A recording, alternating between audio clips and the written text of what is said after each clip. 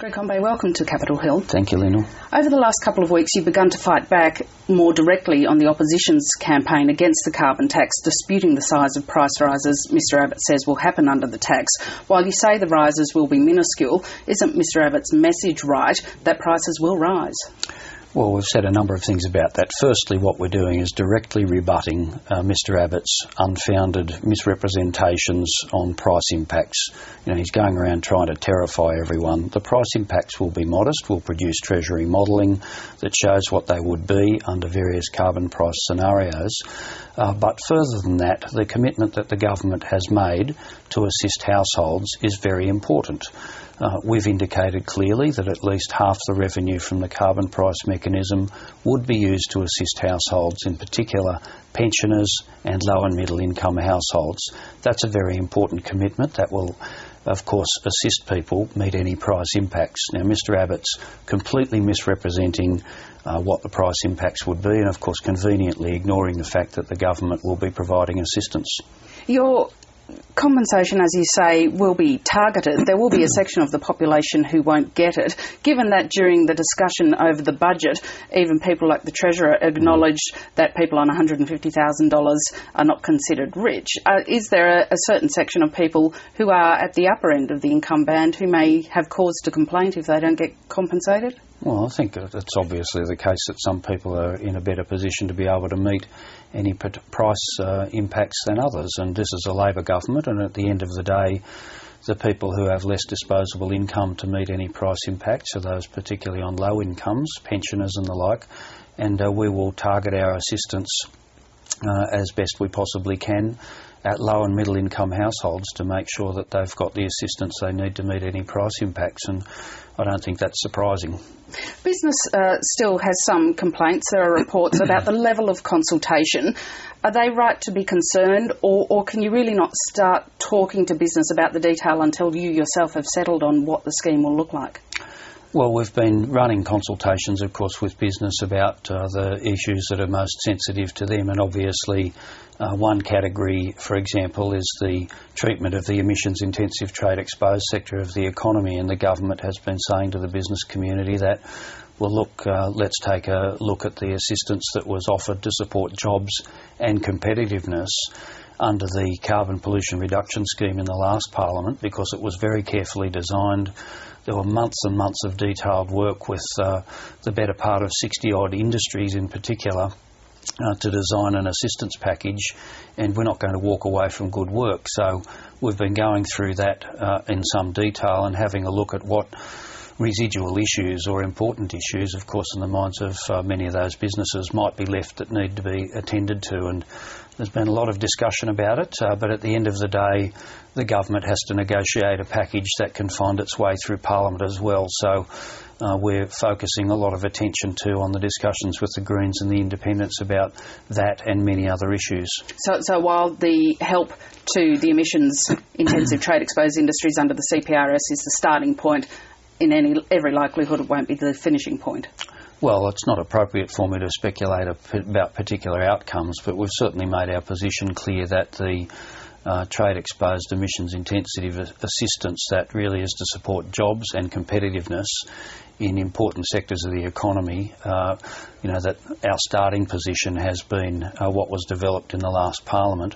It is a very comprehensive package. It's a 94.5% level of protection, if you like, for key industries from the full impact of a carbon price, but it still does retain an incentive for them to reduce their emissions, and we think that's an important element of it. So whilst there's been a lot of toing and froing and argument about that issue in recent months, we think that package is a pretty important starting point. That and many other issues, of course, remain to be resolved within the Multi-Party Climate Change Committee as well.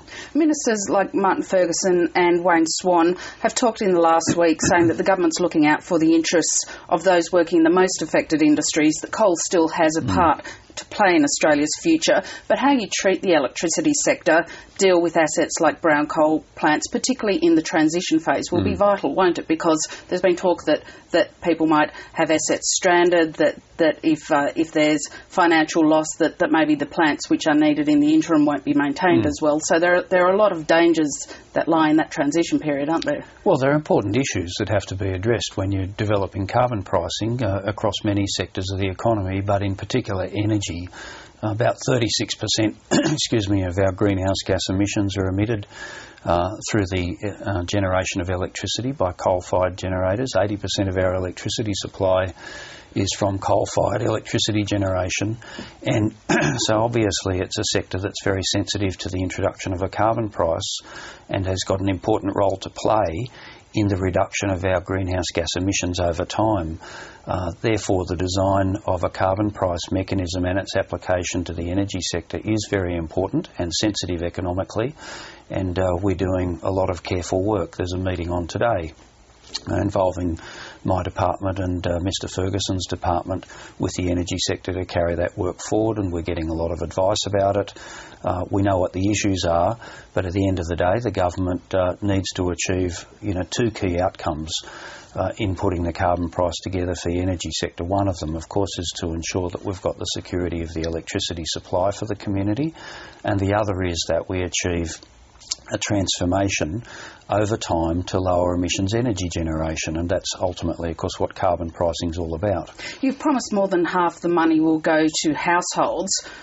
What options will there be with the remaining money for really generating new technologies, moving them not only past kind of invention but into commercialisation? Well, there's three important objectives overall we're trying to achieve here. Of course, one of them is to assist households. The other is to make sure we're supporting jobs and competitiveness in the trade-exposed parts of the economy. And the other is to achieve the change to a cleaner energy future. And so innovation, the development of low emissions technologies, their application in the electricity generating sector, their wider application in the areas of renewable energy generation, these are all important objectives, and I think anyone having a look at what carbon pricing is about understands you've got to make a transition over time. We can't achieve significant changes overnight, so carbon pricing is important for long-term economic transformation. But ultimately it's about economic opportunity too, and economic opportunity through the investment that's needed in cleaner energy, through the investment that's needed in lower emissions technologies. And a carbon price provides the incentives for those investments to take place, and it will mean jobs growth and change in the economy over time. And that is, a central objective and reason for embarking upon this. You're having a weekend meeting of the Multi-Party Climate Change Committee. While this meeting won't settle on the final shape, the final design of the scheme, what decisions are yet to be taken in that design of the scheme? What will this meeting be trying to resolve, and what will we have to resolve over the next few weeks? Well, I appreciate you asking me, but it's probably not appropriate I give you too detailed an answer, because we've got to do these discussions inside the room. Ultimately, we've got to take the decisions that comprise a carbon price package, and all of those elements are on the table. They're all being discussed, and I've been in a lot of negotiations, and generally things aren't concluded until they're concluded. And we know what the issues are. We know what each party is interested in achieving. There are a lot of common goals. There's a good faith approach being taken by everyone, but the objectives that I outlined a moment ago, in particular in a general sense, that is to assist households with any price impacts, support jobs and competitiveness, achieve change within the energy generating sector, and in particular to get us on a path to a cleaner energy future. I think we all want to achieve them, and I'm going to be working as hard as I possibly can to make sure that we do, in agreement with the people in the Multi-Party Climate Change Committee. At the end of the process, will the plan you announced be the government's preferred option or the committee's preferred option? Are you aiming to get the agreement of everyone before you announce, or are you aiming to have what's appropriate for the government to announce? Well, the government's got very firm views about a number of these things, particularly the economically sensitive areas and supporting jobs and competitiveness in the trade-exposed part of the economy. That really is a very important part of any package from our point of view. So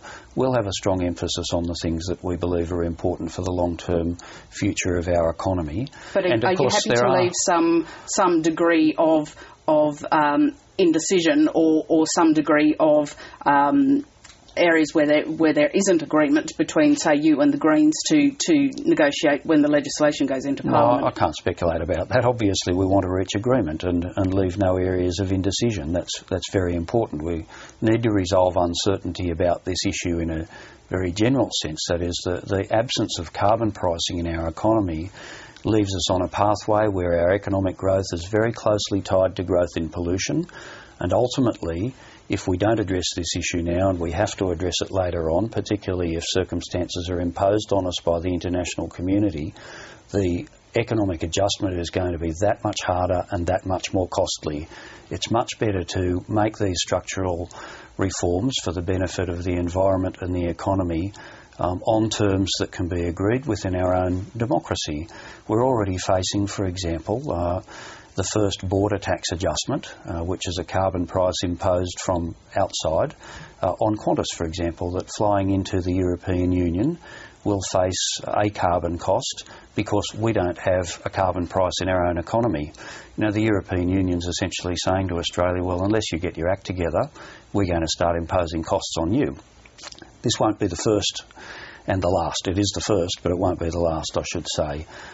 You've got to, set yourself a path for the long-term economic competitiveness within our economy on terms that are acceptable to us and which is a manageable transition. So it's a very important reform to make, and it's important not only in our own economic context but in our role internationally.